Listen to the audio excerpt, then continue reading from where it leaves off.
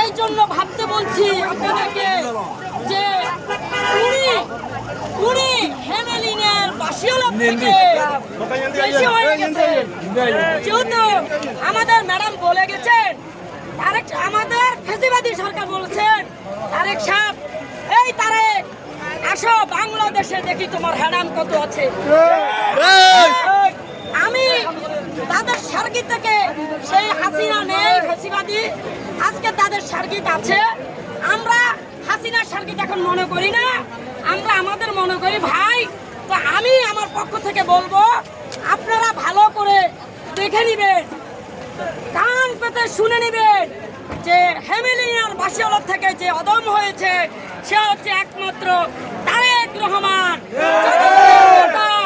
সে আজকে আমাদের ফটিকছড়িতে আবার আসছেন, এই আর 10 মিনিটের ভিতরে হয়তো লাইন করবেন।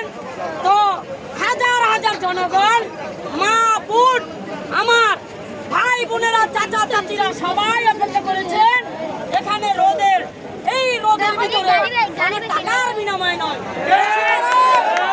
ভালোবাসা, ভালোবাসা কারে বলে এটা আপনারা দেখে নিবেন, আপনারা শুনে নিবেন। যারা ফেসবুক ইউটিউব চালান, পত্রিকা চালান, তারা পড়বে যে তারেক সাহেব সে একজন কি একজন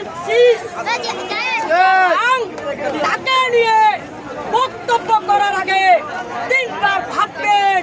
আপনারা ধন্যবাদ, 3 বার ভাববেন এই কারণে 3 বারের প্রধানমন্ত্রী মেজর জিয়া রহমানের সন্তান, তাকে নিয়ে কথা বলার আগে হুঁশিয়ার সাবধান। কাকে নিয়ে কথা বলছেন? জনগণের রায়ের প্রধানমন্ত্রী হাসিনার মতো অবৈধ প্রধানমন্ত্রী নয়। সুতরাং তাকে নিয়ে ভাবার আগে আরো 3 বার ভাববে।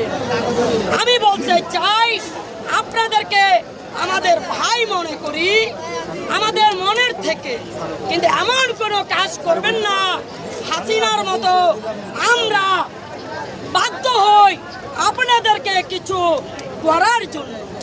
তাই আমার তারেক ভাই বারবার বলেন, আপনারা হচ্ছেন আমার দেশবাসী, আমার ভাই ব্রাদার, আপনাদেরকে নিয়ে সামনে এগিয়ে যেতে চাই, আপনারা আমাদেরকে সহযোগিতা করবেন। তো সহযোগিতার নামে আপনারা যদি অনৈতিকতার সৃষ্টি করেন, সুতরাং আমি তো হাত ফুটে বসে থাকার ছেলে না, আমি অনেক কষ্ট করে আজকে এখানে দাঁড়িয়েছি। আমি 13 বছরে পাকিস্তানের জালে বন্দী ছিলাম।